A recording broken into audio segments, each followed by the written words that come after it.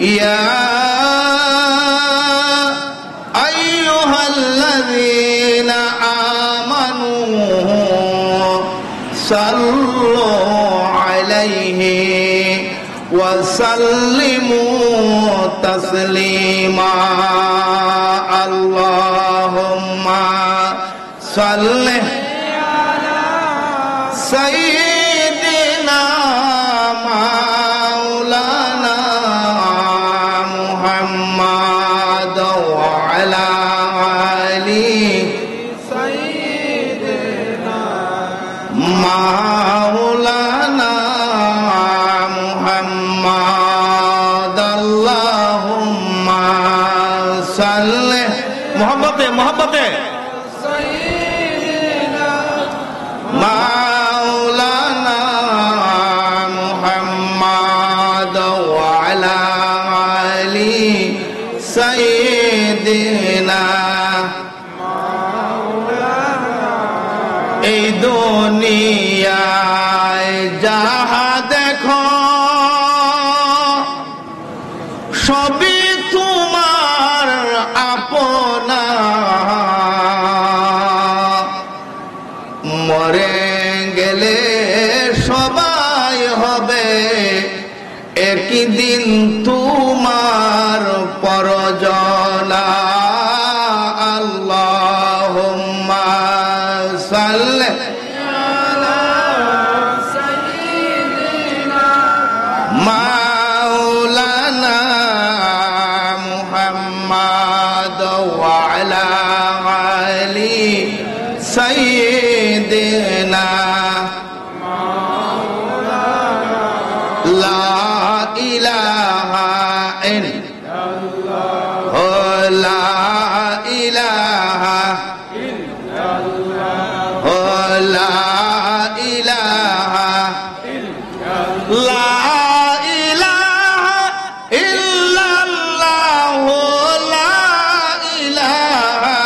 ইল্লাল্লাহ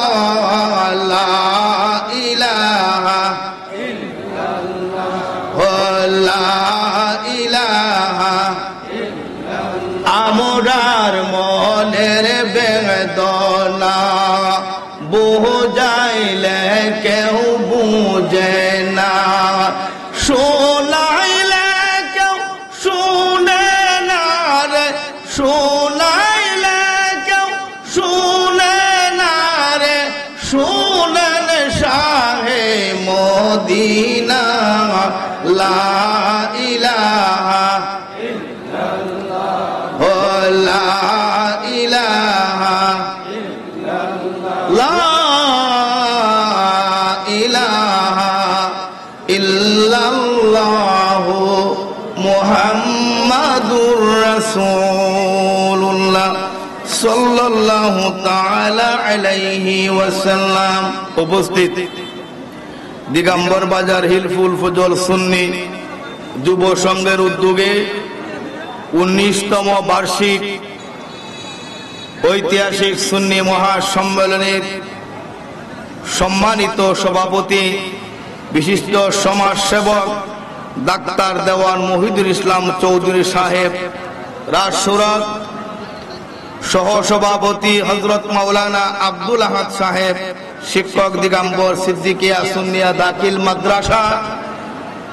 উপস্থিত আছেন আজকের প্রধান অতিথি প্রধান আকর্ষণ মুজাহিদে মিল্লাত পীর মুফতি গিয়াসউদ্দিন আত-তাহরি সাহেব, ফয়জিয়া দরবার শরীফ বিবারিয়া। আমার পূর্বে যিনি বয়ান পেশ করেছেন হযরত মাওলানা সমুজ আলী মুজাহিদি সাহেব, সহকারী মাওলানা দিগম্বর সিদ্দিকিয়া সুন্নিয়া দাখিল মাদ্রাসা, মাওলানা হাফেজ আনোয়ারুল ইসলাম সাহেব, মাওলানা লুৎফুর রহমান হেলালি সাহেব, মাওলানা জামাল উদ্দিন মুন্সি সাহেব, মাওলানা নুরুল আমিন সাহেব, মাওলানা হাফেজ কামরুল ইসলাম সাহেব, মাওলানা আলহাজ আব্দুল মজিদ সাহেব, মাওলানা কারি জাবেদ আলী সাহেব, মাওলানা আব্দুল আউয়াল সাহেব, আব্দুল মুকির সাহেব, হাফেজ মনসুর সাহেব সহ উলামায়ে আহলে সুন্নাত সেখানে মঞ্চে উপবিষ্ট আছেন। আমার এই আব্দুর রহমান ভাই, আমার মাদ্রাসার কারি সাহেব সহ আমার মাদ্রাসার শিক্ষক বিন্দু, উপস্থিত উলামায়ে কেরাম, বাজার ব্যবসায়ী বারা, ইলফুল ফুজলের সুন্নি যুব সংঘের সকল ভাইয়েরা, বিভিন্ন এলাকা থেকে আগত সুন্নি মুসলমান ভাইয়েরা, সকলের প্রতি আমার সালাম। আসসালামু আলাইকুম ওয়া রাহমাতুল্লাহি ওয়া বারাকাতুহু। আপনাদের কাছে বলতে চাই, আমরা সুন্নি না অন্য কিছু? মনে হয় না রে বেটাই, আমরা কি সুন্নি না অন্য কিছু? আমাদের পরিচয় কি? আমরার বুকের পাটা শক্ত আছে, আমরার বুকের পাটা শক্ত আছে, আছেন আমার দয়াল নবী। আমরা কি কাউকে ভয় করি? করি? সুন্নি জামাত কাউকে ভয় করে? আমাদের সঙ্গে কে আছে? আমার আল্লাহ আছে, নবী আছে, ঠিক কিনা? সুন্নিদের পরিচয় কি? সুন্নিদের স্লোগান কি বলেন? নারায়ে তাকবীর, আল্লাহু আকবার, নারায়ে রিসালাত, ইয়া রাসূলুল্লাহ, ঠিক কিনা?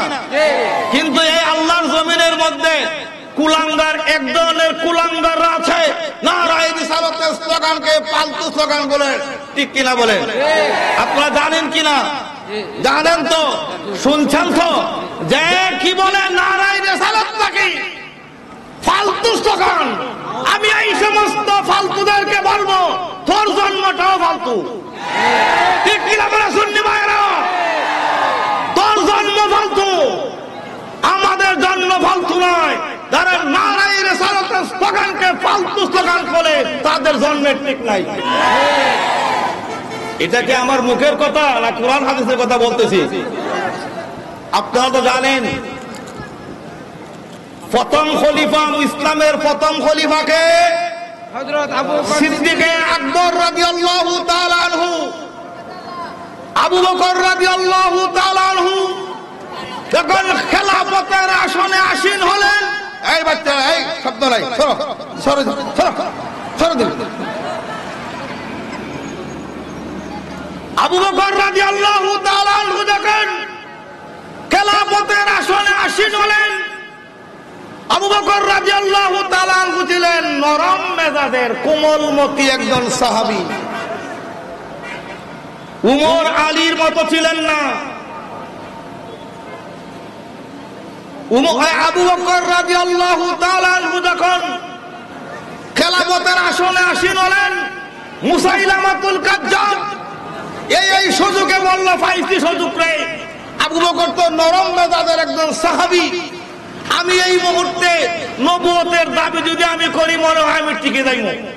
নাউযুবিল্লাহ। খাতামুন নবীন, আমাদের নবীর পরে আর কোন নবী নাই, কিন্তু ওলির দরজা খোলা, নবীর দরজা বন্ধ, ঠিক কিনা? মুসাইলামাতুল কাজ্জাব নবুয়তের দাবি করে ফেলল। কথাটা খেয়াল করেন, আলোচনাটা কোন জায়গায় করতেছি?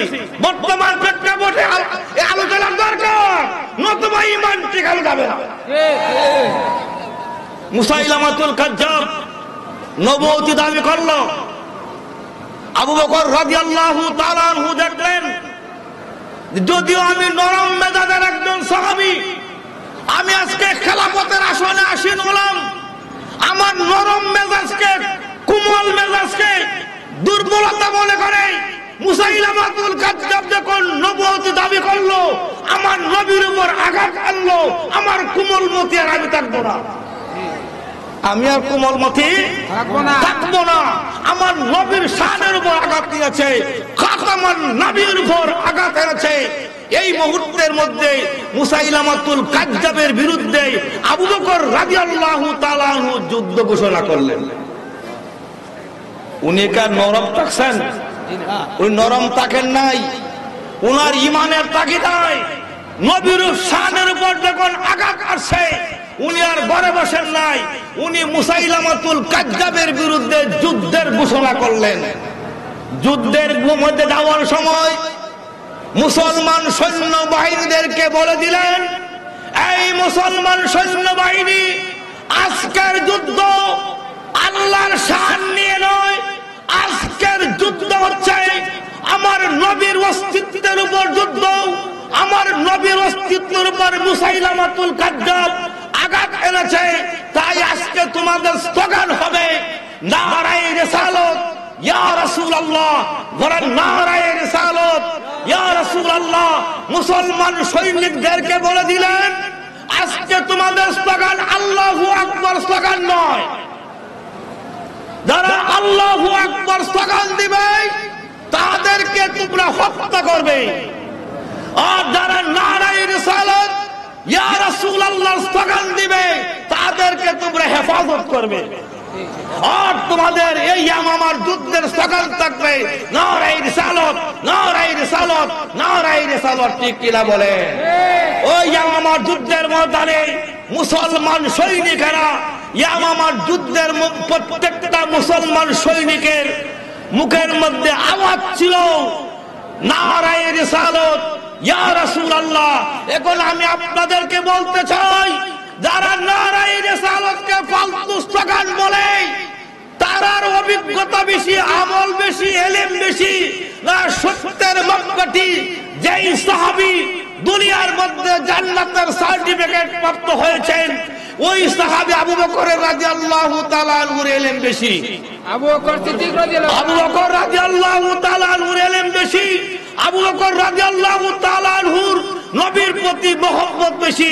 সেই সিদ্দিক আকবর রাদিয়াল্লাহু তাআলা আনহু আমাদেরকে শিখিয়ে গিয়েছেন নবী প্রেমিকদের স্লোগান হবে নারায়ে রিসালাত ইয়া রাসূলুল্লাহ, নারায়ে রিসালাত ইয়া রাসূলুল্লাহ। ঠিক কিনা ভাইরা? নারায়ে তাকবীর, আল্লাহু আকবার, নারায়ে রিসালাত ইয়া রাসূলুল্লাহ। আহলে সুন্নাত ওয়াল জামাত জিন্দাবাদ, জিন্দাবাদ। আহলে সুন্নাত ওয়াল জামাত জিন্দাবাদ, জিন্দাবাদ। জাফরি সাহেব জিন্দাবাদ, জিন্দাবাদ। তাই সুন্নি মুসলমানদের স্লোগান কি থাকবে? নারায়ে তাকবীর, আল্লাহু আকবার, নারায়ে রিসালাত ইয়া রাসূলুল্লাহ, লিল্লাহি তাকবীর না। এই নব্য শয়তানেরা আজকে এই সারা বিশ্বের মধ্যে আমার নবীকে বাদ দিয়ে কোনো আল্লাহ নাই। শেষ কথা, আমার ইমানটা নবীকে বাদ দিয়ে আল্লাহ নাই, আল্লাহকে পাওয়া যাবে না। নবীর যে স্লোগান দেখানোর মধ্যে আল্লাহর স্লোগান তো আসে নবীর স্লোগানের সাথে। আমার আল্লাহ যেখানে, নবী সেখানে, নবী যেখানে, আল্লাহ সেখানে। আযানের মধ্যে নবীর নাম আসেনি? বলেন আসেনি? নামাজের মধ্যে নবীর নাম আসেনি? একামতের মধ্যে নবীর নাম আসেনি? জান্নাতের মধ্যে নবীর নাম আসেনি? আরশে আজিমে নবীর নাম আসেনি? কোরআনের মধ্যে নবীর নাম আসেনি? প্রত্যেক জায়গার মধ্যে আমার আল্লাহর নামের সাথে আমার নবীর নাম আছে। আজকে তারা আমার নবীর নামকে বাদ দিয়ে লিল্লাহি তাকবীর স্লোগান দেয়, তাদেরকে আমরা বয়কট করি। ঠিক কিনা? তাদেরকে আমরা বয়কট করি। নবী যেখানে নাই আল্লাহ সেখানে নাই, নবী যেখানে নেই আল্লাহ সেখানে নাই। কারণ আল্লাহ ছাড়া নবী নাই, নবী ছাড়া নাই সাহারা। করেন নবী ছাড়া নাই সাহারা, জানো দুনিয়া ওয়ালা, নবী ছাড়া নাই সাহারা। আছে আছে। আমার আল্লাহ যখন ছিলেন গোপন কেউ জানতো না আল্লাহ তখন। কেউ জানতো? জানতো? নবীর জানে খুদা মিলে, হরে নবীর জানে খুদা মিলে, জানো দুনিয়া ওয়ালা, নবী চাহারা নাই সাহারা। বলেন একটা প্রত্যেকটা জিনিসের একটা সিস্টেম আছে, সুন্দর আছে, আদব আছে। নারায়ে তাকবীর, আল্লাহু আকবার একটা দোকান, নারায়ে রিসালাত ইয়া রাসূলুল্লাহ সেটা নবীর প্রেমিক আবু বকর রাদিয়াল্লাহু তাআলা আনহু আমাদেরকে শিক্ষা দিয়ে গেছে।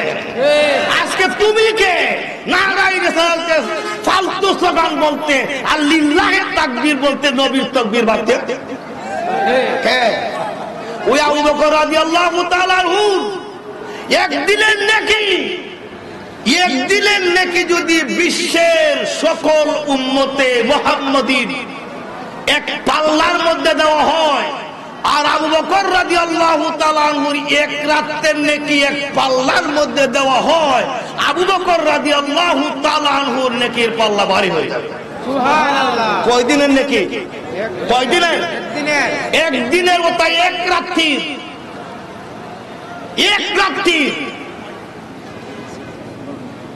আর ওই সিদ্দিকে আকবরের কথা আমরা মানবো না ফালতু মোল্লাদের কথা মানবো? সিদ্দিকে আকবরের কথা মানবো। ওই সিদ্দিকে আকবর রাদিয়াল্লাহু তাআলা আনহু কে উমর রাদিয়াল্লাহু তাআলা আনহু একদিন মসজিদে নববীর মধ্যে বলে উঠেন, এই সাহাবায়ে কেরাম, যদি কোন জান্নাতি মানুষ দুনিয়ার মধ্যে দেখতে চাও তোমরা সিদ্দিকে আকবররে দেখো। সুবহানাল্লাহ। কেমন করে বললেন? আবু বকর রাদিয়াল্লাহু তাআলা আনহু সম্পর্কে আল্লাহ রাসূল কি বলেছেন সেই দিকে আমি পড়ে যাব। আমি যেহেতু আল্লাহর রাসূলের মহব্বতের আয়াত তেলাওয়াত করেছি, এর আলোকে আমি আপনাদের সামনে দুইটা কথা বলতে চাই। মুতার যুদ্ধের নাম শুনছেন না আপনারা? মুতার যুদ্ধ, মুতার যুদ্ধ যে কিতাবে হাদিস শরীফের মধ্যে তাফসীরের মধ্যে পাওয়া যায়, মদিনা শরীফ থেকে মুতা নামক প্রান্তটা তখনকার সময়ে পায়ে হেঁটে যেতে 1 মাসের সময় লাগতো। কারণ ওই মাসের 1 মাসের সময় লাগতো। ওই মসজিদের মধ্যে আল্লাহ রাসূল বসা আছেন, নববী মসজিদের নববীর মধ্যে বসে 3 জন সাহাবীকে সেনাপতি বানাইয়া মুতার যুদ্ধের ময়দানে আল্লাহ রাসূল মুসলমান সৈনিকদেরকে প্রেরণ করলেন।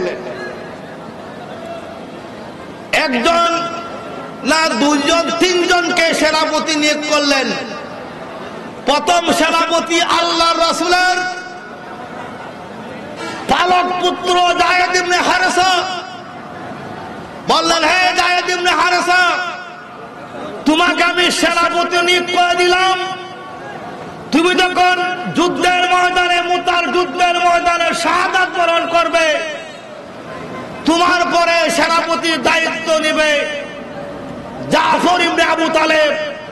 জাফর ইবনে আবু তালেব যখন শাহাদাত বরণ করবে, সেনাপতির দায়িত্ব নেবে আব্দুল্লাহ ইবনে রাওয়া।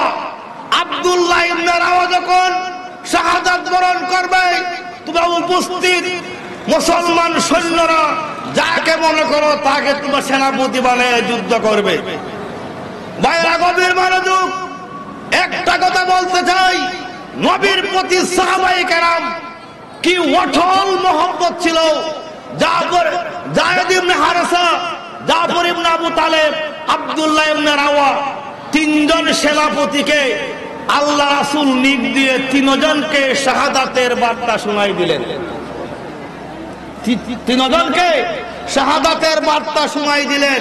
জাফর ইবনে আবু তালেব, তুমি যখন শাহাদাত বরণ করবে, এতে বোঝা গেল আর জাফর ইবনে আবু তালেব মুতার যুদ্ধের ময়দানে শাহাদাত বরণ করবে। 1 2 নম্বর বলেছেন, এই জাফর ইবনে আবু তালেব, তুমি যখন শাহাদাত বরণ করবে, জাফর ইবনে আবু তালেব, আব্দুল্লাহ, যায়েদ ইবনে হারেসার পরে জাফর ইবনে আবু তালেব সেনাপতির দায়িত্ব নিবে। এতে বোঝা গেল যায়েদ ইবনে হারেসা শহীদ হবে। জাফর ইবনে আবু তালেবকে বললেন, তুমি যখন শাহাদাত বরণ করবে, তোমার পরে আব্দুল্লাহ ইবনে রাওয়া সেনাপতির দায়িত্ব নিবে। এতে প্রমাণ কি হলো? জাফর ইবনে আবু তালেবও সেই যুদ্ধের মধ্যে শাহাদাত বরণ করবে। জাফর ইবনে আবু তালেব শাহাদাত বরণ করলেন। এরপরে আব্দুল্লাহ ইবনে রাওয়াও শাহাদাত বরণ করলেন।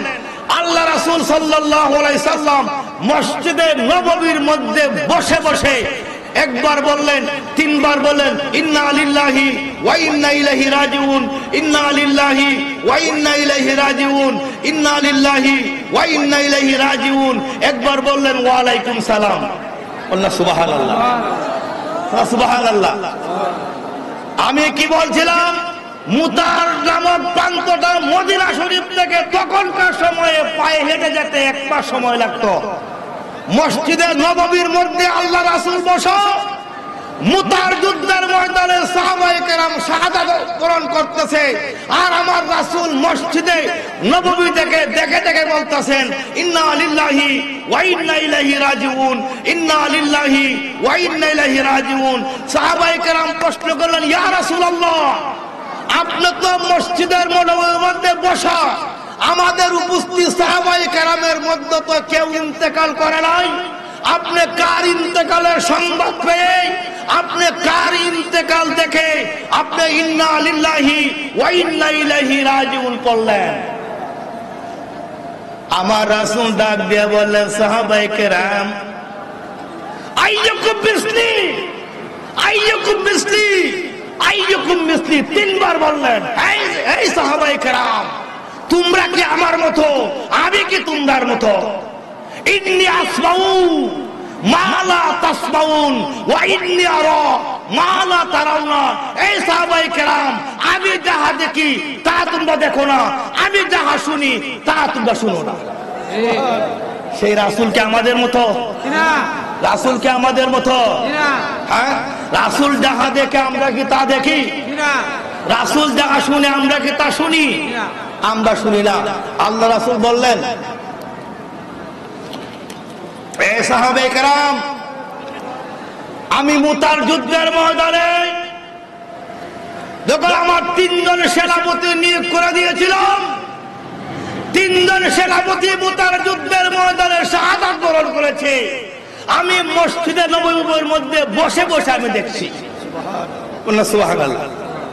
বলে, হুজুর, আপনাদের ওয়ালাইকুম সালাম বললেন, আমরা তো কেউ আপনাকে সালাম দেই নাই, আপনি কার সালামের জবাব দিলেন? আমার আল্লাহ রাসূল ডাক দেব না, সাহাবায়ে কেরাম রে,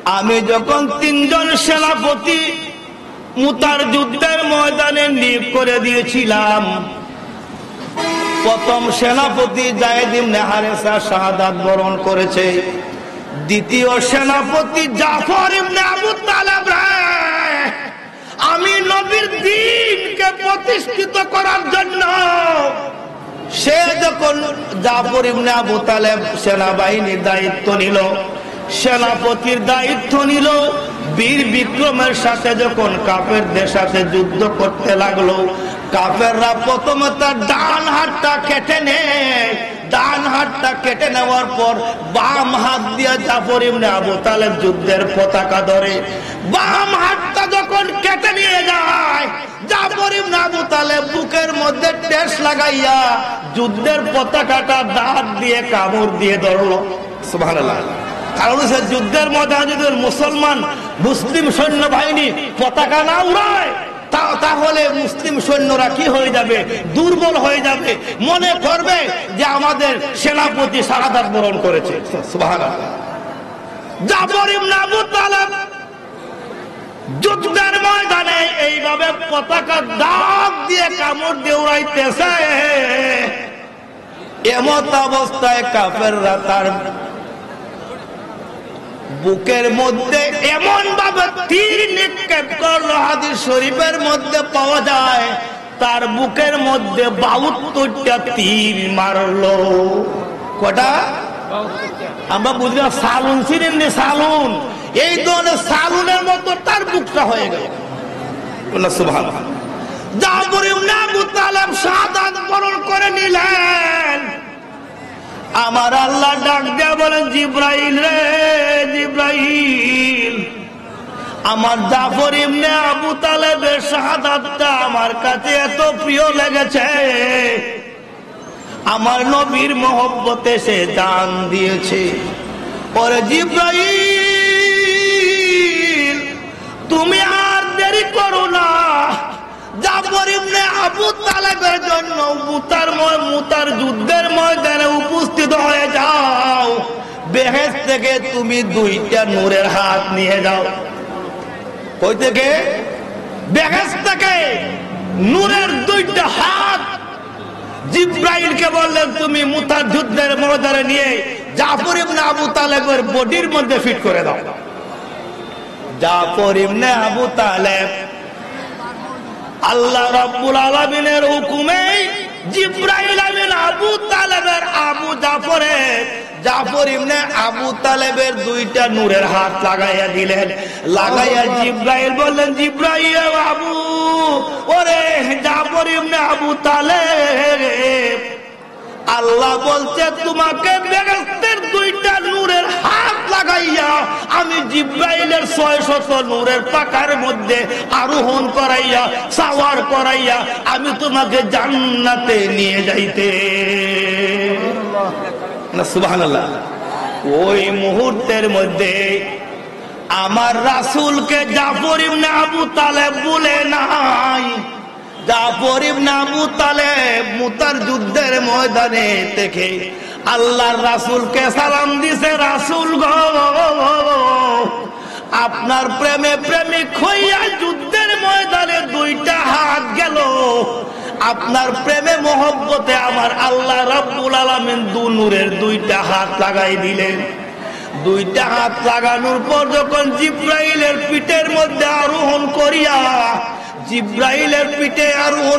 আল্লাহর দরবারে যাইতেছে, ওই মুহূর্তের মধ্যে জাফর ইবনে আবু তালেব দয়াল নবীকে সালাম দিচ্ছে, আসসালাতু আসসালামু আলাইকা ইয়া রাসূলুল্লাহ। এই মুহূর্তের মধ্যে নবী তার সালামের জবাব দিলেন। কি দিলেন?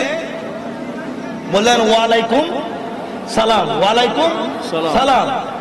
কই মুতার যুদ্ধের ময়দান আর কই মদিনা শরীফ মসজিদে নববী, সেখান থেকে আমার নবী জাফর ইবনে আবু তালেবের সালামের জবাব দিলেন ওয়ালাইকুম সালাম। সাহাবায়ে কেরাম প্রশ্ন করলেন, ইয়া রাসূলুল্লাহ, আমরা তো উপস্থিত, কেউ আপনাকে সালাম দেই নাই, আপনি কার সালামের জবাব দিলেন? বলে ওই মুতার যুদ্ধের ময়দানে জাফর ইবনে আবু তালেব কে আল্লাহ বেহেশতের দুইটা নূরের বাহু দান করেছেন। জিবরাইলের পিঠের মধ্যে আরোহণ করিয়া আল্লাহর আরশের আরডিমে যাওয়ার সময় ওই মুতার প্রান্ত থেকে জাফর ইবনে আবু তালেব আমাকে সালাম দিয়েছে, আর আমি নবী মসজিদে নববীর মধ্যে বসে বসে ওই জাফর ইবনে আবু তালেবের সালামের জবাব দিয়েছি। নারে তাকবীর, আল্লাহু আকবার, নারে রিসালাত, ইয়া রাসূলুল্লাহ, নারে রিসালাত, ইয়া রাসূলুল্লাহ, আহলে সুন্নাত ওয়াল জামাত জিন্দাবাদ, আল্লামা জাফরি সাহেব জিন্দাবাদ। এলমে গায়েব জানেননি, এলমে গায়েব না জানলে এত দূর থেকে জাফর ইবনে আবু তালেবের সালামের জবাব কিভাবে কেমন করে দিলেন? বলেন কেমন করে দিলেন? আমার আল্লাহ রাসূলকে আমার আল্লাহ এমন কিছু দান করেছেন যা পৃথিবীর মধ্যে আর কোন পয়গম্বরকে আমার আল্লাহ দান করে নাই। আর আজকে আমার সেই নবীর স্লোগানকে তোমরা ফালতু স্লোগান বলে সমাজের মধ্যে একটা বিদ্বেষ পোষণ করতেছো। সুন্নিদের কিন্তু যখন পুষে উঠবে তখন এই বিশ্ব রোড দখল করতে বেশি সময় লাগবে না, ঠিক কিনা? বেশি সময় লাগবে, বেশি সময় লাগবে না। আমরা জানি আহলে সুন্নাত ওয়াল জামাতের আমাদের ঈমান সঠিক ঈমান, আমাদের ঈমান সঠিক ঈমান। আমরা ফালতু ঈমান নিয়ে আমরা চলি না। আমাদের বুকের বল আমার নবী, ঠিক ঠিক কিনা? আরে একজন ব্যাকল আছে, নবীর কাছে নবীর সাথে গুনাহ করে, নবীর সাথে বেয়াদবি করে, চাই মাফ চাই আল্লাহর কাছে। নবীর সাথে বেয়াদবি করলে নবী মাফ করতে হবে। আল্লাহর কাছে গুনাহ কইরা যদি নবীর কাছে মাফ চাও, আমার আল্লাহ বলেন আমার নবী যখন আমার তোমার জন্য সুপারিশ করবে আমি আল্লাহ মাফ করে দেব। আর আল্লাহ ছাড়া, নবী ছাড়া সারা জীবন যদি আল্লাহর দরবারে মাফ চাও, আল্লাহ তোমার দিকে তাকাইবে না। আদম আলাইহিস সালাতু ওয়াস সালাম কত বছর কাটলেন? হ্যাঁ, 350 বছর কাটার পরে আল্লাহর রাসূলের দাম মুবারকের উসিলায় আল্লাহ মাফ করছেন কিনা? মাফ করছেন কিনা? তাই যদি আমরা গুনাহ করে নবীর উসিলা নিয়ে আল্লাহর দরবারে মাফ চাই, আমাদেরকে আল্লাহ মাফ করবেন কিনা? বলবেন আল্লাহ মাফ করবেন কিনা? আমরা নবীর ভালোবাসা নিয়ে মরতে চাই কি তাই না?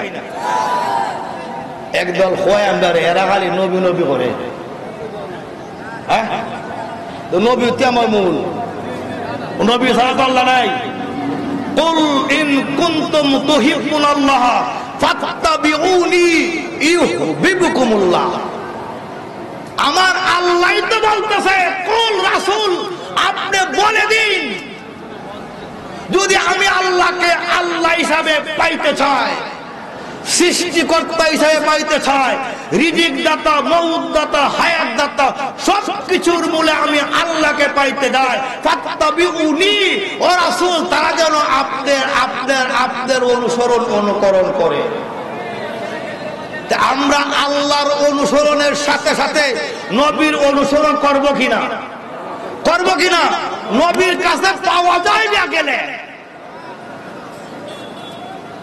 কাতাদা ইবনে নুমান রাদিয়াল্লাহু তাআলা আনহু যুদ্ধের ময়দানে গেছেন। যুদ্ধের ময়দানে যাওয়ার আগে নতুন স্ত্রী, নতুন বিবিকে ঘরের মধ্যে রাইখা গেছেন। ওই বেটাই, নতুন বিয়া করলে স্বামী স্ত্রীর ভালোবাসা কম থাকে না বেশি থাকে? বেশি থাকে, ঠিক কিনা? যারা বিয়া করছো তারা ভালোবাসনি বউরে, না খেছ? হ্যাঁ বাবারে, খেচ্ছ না, এতিমই দেই বেগা, খেচ্ছ না। নতুন বউ বিয়া করলে স্ত্রীরা স্বামীর মধ্যে মহব্বত কম থাকে না বেশি থাকে? স্বামীর রাইকা স্ত্রী যাইতে চায় না, স্ত্রীর রাইকা স্বামী যাইতে চায়নি। কোরআন হাদিসের কথা, বাস্তবতা দেখা। কাতাদা ইবনে নুমান রাদিয়াল্লাহু তাআলা আনহু নতুন বিয়ে করছেন। সুবহানাল্লাহ, সুবহানাল্লাহ। আল্লাহ রাসূল ডাক দিতেন, হে কাতাদা ইবনে নুমান, তুমি আগামীকাল উহুদের যুদ্ধের ময়দানে অংশগ্রহণ করতে হবে। সুবহানাল্লাহ, সুবহানাল্লাহ। কাতাদা ইবনে নুমান স্ত্রীর কাছে গেলেন। স্ত্রী, শরীয়তে জায়েজ আছে বেটাই স্ত্রীর কপালে স্বামী চুমু দেওয়া, আর স্বামী স্ত্রীর কপালে চুমু দেওয়া। তো শরীয়তের জায়েজ আছে। স্বামী স্ত্রী যদি ভাই ফাঞ্জা করে, এই ফাঞ্জা লাগে, এই হাতের আঙ্গুলের সিফাবা, এই ছিদ্র দিয়া আল্লাহর রহমতের ঝর্ণা বর্ষিত হতে থাকে, বর্ষিত হয়। স্বামীর কপালে স্ত্রীরা চুমু দেবে, স্ত্রী স্বামীর কপালে চুমু দেবে। কাতাদা ইবনে নুমান রাদিয়াল্লাহু তাআলা আনহু যখন উহুদের যুদ্ধের ময়দানে ডাক পাইলেন, স্ত্রীর কাছে গেলেন, স্ত্রী আমি তোমার কাছ থেকে বিদায় নিচ্ছি। স্ত্রী বলতেছেন, মাত্র 2-1 দিন হইল, বাসুরঘর হলো, স্বামী স্ত্রী করলাম, একে অপরের মধ্যে ভালোভাবে পরিচয় হইল না, মনের কথা খুলে বললাম না। এখন আপনি বলতেছেন আপনি যুদ্ধের ময়দানে চলে যাচ্ছেন। কাতাদা ইবনে নুমান রাদিয়াল্লাহু তাআলা আনহু এই মুহূর্তের মধ্যে স্ত্রীর কপালের মধ্যে একটা চুমু খেলেন। সুবহানাল্লাহ। চুমু খেয়ে বললেন, স্ত্রী যদি বেঁচে আসি তাহলে তোমার সঙ্গে দেখা হবে, আর যদি শাহাদাত যুদ্ধের ময়দানে শাহাদাত বরণ করি তাহলে আল্লাহর জান্নাতে তোমার সঙ্গে দেখা হবে। এই বলে কাতাদা ইবনে নুমান রাদিয়াল্লাহু তাআলা আনহু যুদ্ধের ময়দানে চলে গেলেন। স্ত্রীর ভালোবাসা লাথি মেরে দিলেন, স্ত্রীর ভালোবাসা ত্যাগ করলেন, স্ত্রীর সমস্ত ভালোবাসা প্রেম প্রীতি নবীর কদমের মধ্যে কুরবানি করলেন। সুবহানাল্লাহ। কুরবানি করে উহুদের যুদ্ধের ময়দানে বীর বিক্রমের সাথে কাফেরদের সঙ্গে যুদ্ধ করতে যাইয়া কাতাদা ইবনে নুমান রাদিয়াল্লাহু তাআলা আনহুর একটা চোখ খসে পড়ে গেল। সুবহানাল্লাহ। একটা চোখ কি হইল, তীরের আঘাতে এই জায়গা থেকে সুইটা গালের মধ্যে লটকিয়ে গেল। বলো সুবহানাল্লাহ, বলো সুবহানাল্লাহ। কাতাদা ইবনে নুমান রাদিয়াল্লাহু তাআলা আনহু নবীর কদমে আইসা বললেন, দয়াল নবী গো, আপনার কদমের মধ্যে আমার আব্বা আম্মারে কুরবানি করলাম, পিতা মাতারে কুরবানি করলাম। দয়াল নবী গো, আমার ঘরের মধ্যে নতুন স্ত্রী রেখে আসছি, আমার যুদ্ধের ময়দানে আমার চোখটা তীরের আঘাতে নষ্ট হয়ে গেছে, দয়া করে আমার চক্ষুটা ভালো করে দিবেননি। সুবহানাল্লাহ। সাহাবায়ে কেরামের কত বড় নবীর প্রতি কত অগাধ শ্রদ্ধা ছিল, কত বিশ্বাস ছিল। আরে ভাই, নবী যুদ্ধের ময়দানে গেছেন, নবী কি চক্ষু এই কি করার জন্য, ঠিক করার জন্য, প্লাস্টার করার জন্য কোন যন্ত্র নিয়ে গেছেন? কোন যন্ত্র নিয়ে তো যান নাই। আমার আল্লাহ রাসূল সাহাবীকে বললেন, কেন তোমার চক্ষু নষ্ট করব, কেন তোমার চক্ষু ভালো করে দিব? বলে, ইয়া রাসূলুল্লাহ, ইয়া হাবিবাল্লাহ, আজকে 3 দিন হয় নতুন বিয়ে করলাম, নতুন স্ত্রীকে আমি ঘরে রেখে আসছি। আমি আমার স্ত্রীর সঙ্গে যখন আমি সংসার করেছি, আমার স্ত্রী আমাকে নিখুঁত দেখেছে, নিখুঁত দেখেছে, আমার চোখ ভালো দেখেছে, সুঠাম দেহে একটা যুবক দেখেছে। ইয়া রাসূলুল্লাহ, এখন যদি আমি যুদ্ধের ময়দানে আইসা চক্ষু নষ্ট চক্ষুটা নিয়ে বাড়িতে যাই, তাহলে আমার স্ত্রীর মনটা কুণ্ণ হয়ে যেতে পারে, আমার স্ত্রীর মনটা খারাপ হয়ে যেতে পারে। এই জন্য আমার চক্ষুটা ভালো করে দেওয়া দরকার। সুবহানাল্লাহ। ওই মেয়ে একটা কথা জানিয়ে রাখুন, আজকে আমরা যত বড় আতুল লুলা লেঙ্গা সেঙ্গা আছে, আল্লাহ ভালো ভালো ভাব করতাম, আছে না আতুল লুলা, আছে না অন্ধ, আছে না অন্ধ বেটায়,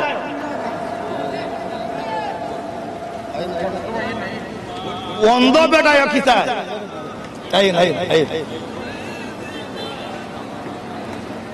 কি হয়েছে বেটায়?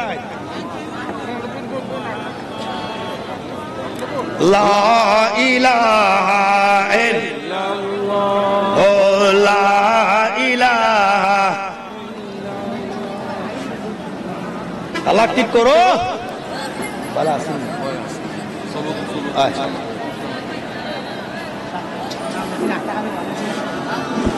আপনারা খেয়াল করেন, শরীয়তের মাসালা কিন্তু আছে। যত আতুল্লুলা লেংরা অন্ধ ছেলে ও সুন্দর বেটি চাই কি চায় না? এবার তোমরা সুন্দর বেটি চাওনি, দেখে কানে কানে চাও? বাবারে বাবারে বাবারে, এমনিতেই বেটান বেটা।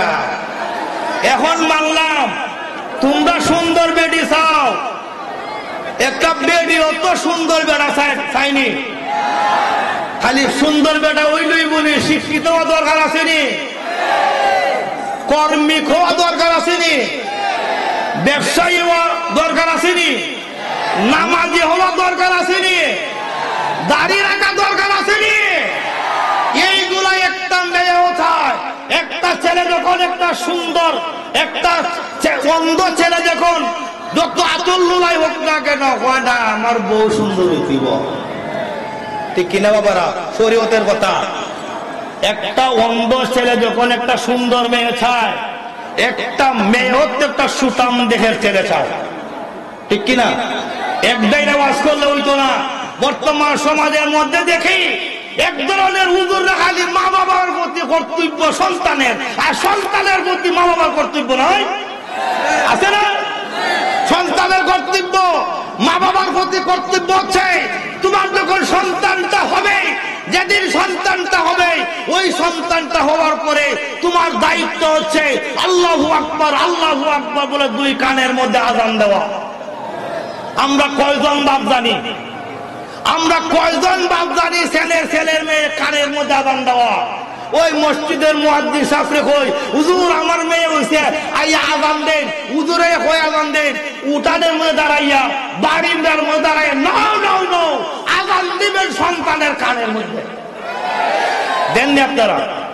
কয়জন দেন জানে? ওইটা 2 নম্বর হচ্ছে ওই মা বাবা, ওই সন্তান একটা ভালো মা বাবা চায়, একটা যোগ্য পিতা মাতা চায়, আল্লাহওয়ালা পিতা মাতা চায়, আল্লাহওয়ালা মা বাবা চায়, আল্লাহ যোগ্য একটা পিতা মাতা চায়, সভ্য ভালো একটা পিতা মাতা চায়, যাতে ওই পিতা মাতার মাধ্যমে সন্তানটা একটা নাগরিক আল্লাহওয়ালা হয়ে ওঠে, ঠিক কিনা? 3 নম্বর হচ্ছে জানেন কি? 7 দিনের দিনেই আপনি একটা আকিকা করবেন। একজন আলিম দেখে নামের অর্থ জানে এমন একজন হুজুরকে ডেকে একটা ভালো একটা নাম রাখবেন। সম্ভব হলে আকিকা করবেন, সম্ভব হলে 7 দিনের কালো যে মাথার চুল আছে ওই চুলগুলা খামাইয়া পারলে কিছু সদকা, ওই চুল সম পরিমাণ কিছু সদকা করবেন, কিছু সদকা করবেন।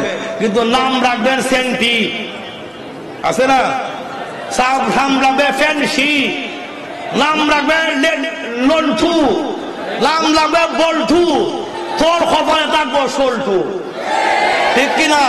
12 নামের তাসির আছে, আছে না? আজকে কয়জনে 12 একটা নাম রাখি, কজনে 12 একটা নাম রাখি। আর বলে খালি মা বাবার প্রতি ছেলের কর্তব্য, ছেলের প্রতি তো মা বাবার কর্তব্য আছে। ছেলে যখন ছোট হইয়া দুনিয়ার মধ্যে আইছে তখন কি ছেলে বুঝে? নাম রাখা কি ছেলে বুঝে?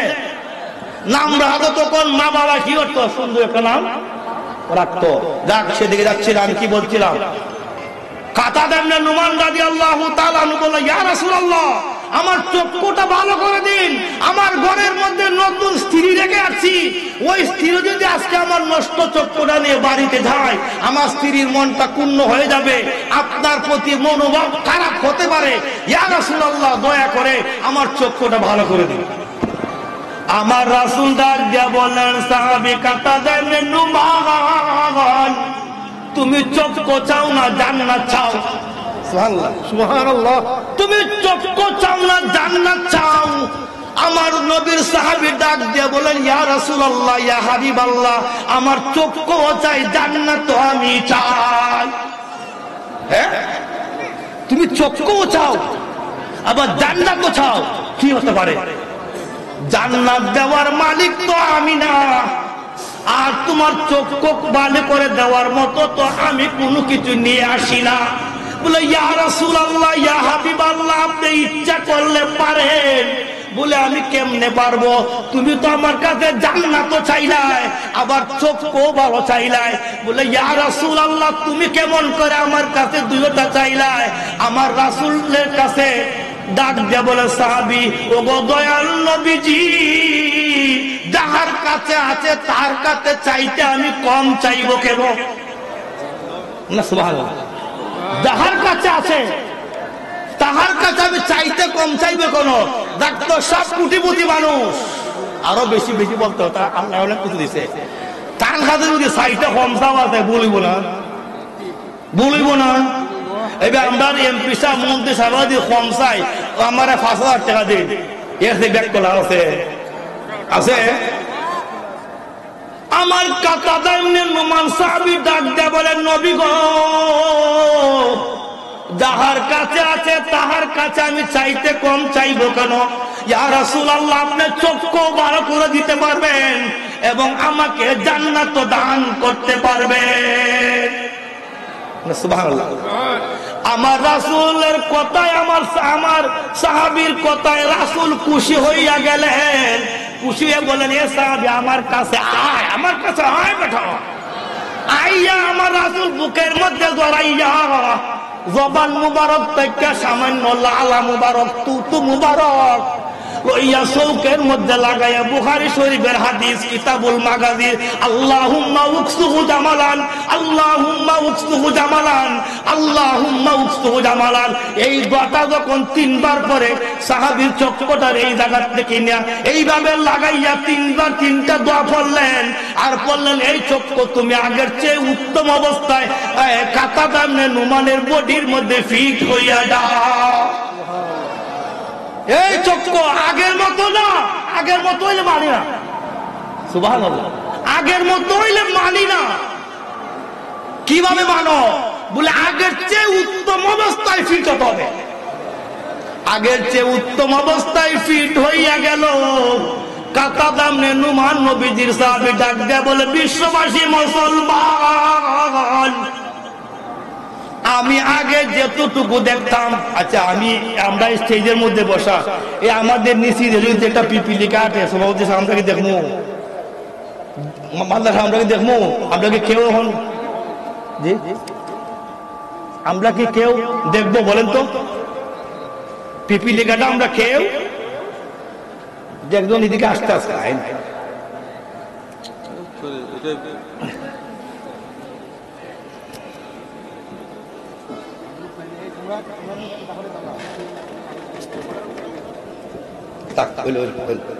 বলেন এই স্টেজটাকে যদি এই মাঠের মধ্যে একটা পিপিলিকা আঁকা আমরা দেখবো? হ্যাঁ, কেউ দেখবো?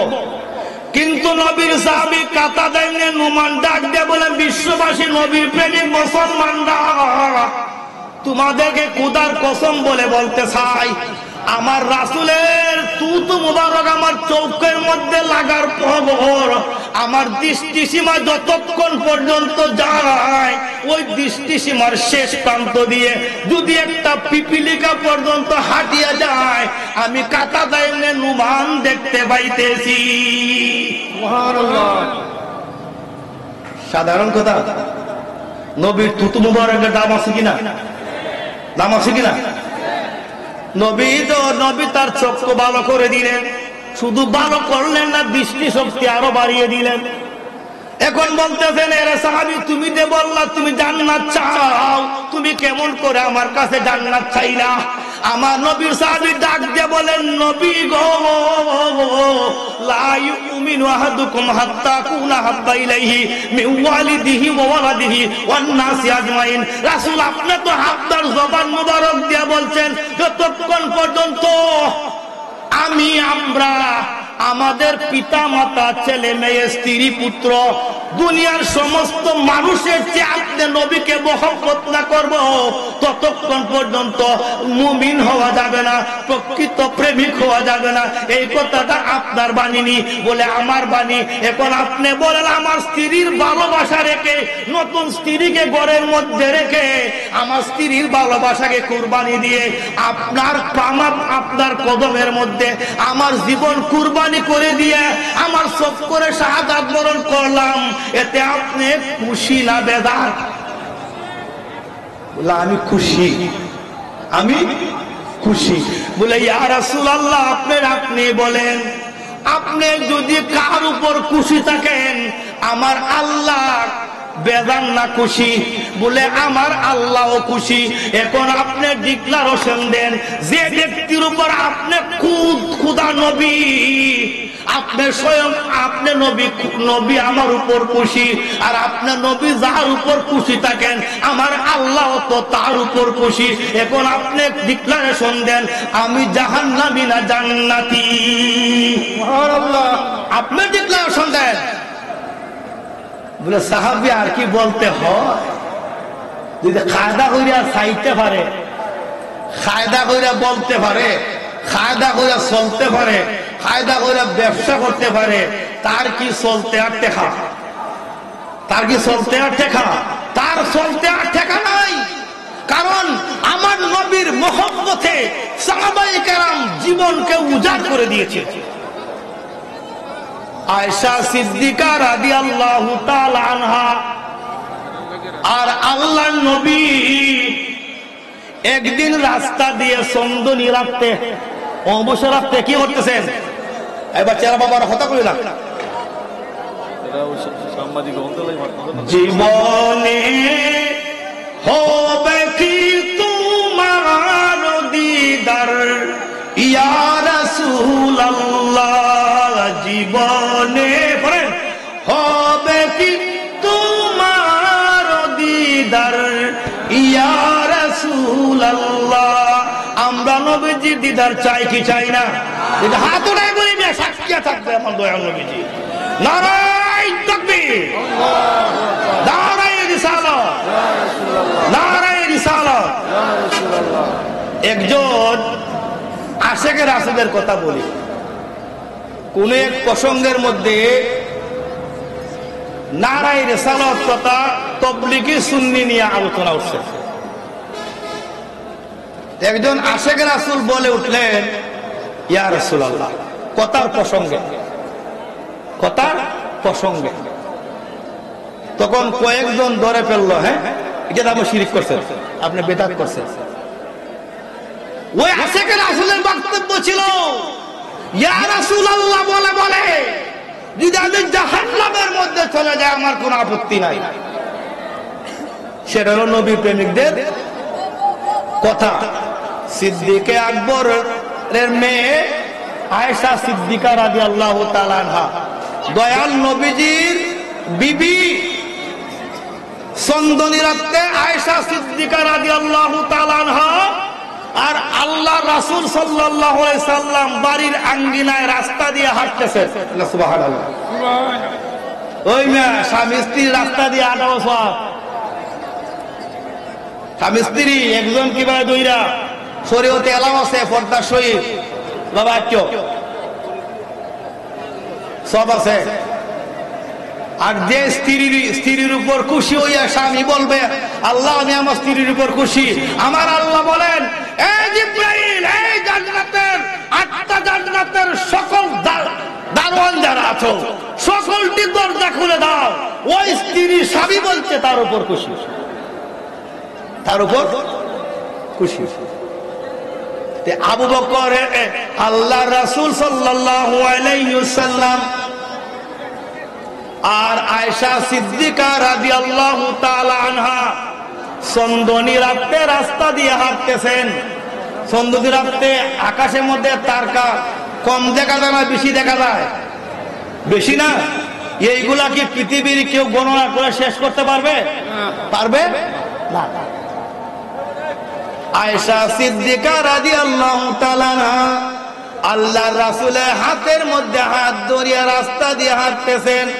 কথার প্রসঙ্গে আয়েশা সিদ্দিকা রাদিয়াল্লাহু তাআলা আনহা ডাক দিয়ে বলে ইয়া রাসূলুল্লাহ ইয়া হাবিবাল্লাহ, আমার মনের মধ্যে একটা প্রশ্ন জাগ্রত হয়েছে, যদি আপনি অনুমতি দিন আমি করতে পারি। আল্লাহ রাসূল বলতেছেন কি প্রশ্ন তোমার অন্তরে জাগ্রত হয়েছে বলো, তুমি বলো। আল্লাহ রাসূলের স্ত্রী আম্মা জান আয়েশা সিদ্দিকা রাদিয়াল্লাহু তাআলা আনহা ডাক দিয়ে বলেন দয়াল নবী গো, দয়াল নবীজি, ওই যে আকাশের মধ্যে অসংখ্য তারকা দেখা যাচ্ছে, অসংখ্য তারকারাজি দেখা যাচ্ছে, ও তারকারাজির সমপরিমাণ কোন নেকি আপনার উম্মতের কেহ আর আমলনামায় আসেনি। সুবহানাল্লাহ। কথাটা কি ছোট? আকাশের তারকা সমতুল্য নেকি আপনার উম্মতের কারো আমলনামায় আসেনি। এই কথাটা যখন আয়েশা সিদ্দিকা রাদিয়াল্লাহু তাআলা আনহা প্রশ্ন করলেন আল্লাহর রাসূলকে, আল্লাহ রাসূল কোন জবাব না দিয়া আরো কয়েক কদম হাঁটিয়া বললেন এ আছে। হ্যাঁ আছে, আছে কইলে তো একজনের আছে বুঝা। আমরা গত 26 তারিখ মাদ্রাসা রিজাল্ট দিছি, অনেক ছাত্ররা অনেক ছাত্র গার্জেন আমার ফোন দেয় হুজুর আমার মেয়ে ফাঁস করছিনি, আমার ছেলে ফাঁস করছিনি, আমার অনেক স্যারের কাছে আমি ফাঁস করছিনি। তুই দেখো স্যার ফাঁস করছো, এখন ফাঁস করছো রোল 1 হয়েছে না 2 হয়েছে, এ গেট না সি গেট বি গেট, মনে একটা জাগে না, মনে একটা জাগে। আল্লাহ রাসূল যখন বললেন আছে একজন, একজনের আছে, একজনের আছে আয়েশা সিদ্দিকা রাদিয়াল্লাহু তাআলা আনহার মনে, আমার ও যদি যে একজন যেহেতু বলছেন ওই তো আমার আব্বারই আছে। সুবহানাল্লাহ। তার আব্বা কেটা? আবু বকর রাদিয়াল্লাহু তাআলা আনহু। আবু বকর রাদিয়াল্লাহু তাআলা আনহুর কথা মনে মনে ভাববা নিছেন আয়েশা সিদ্দিকা রাদিয়াল্লাহু তাআলা আনহা।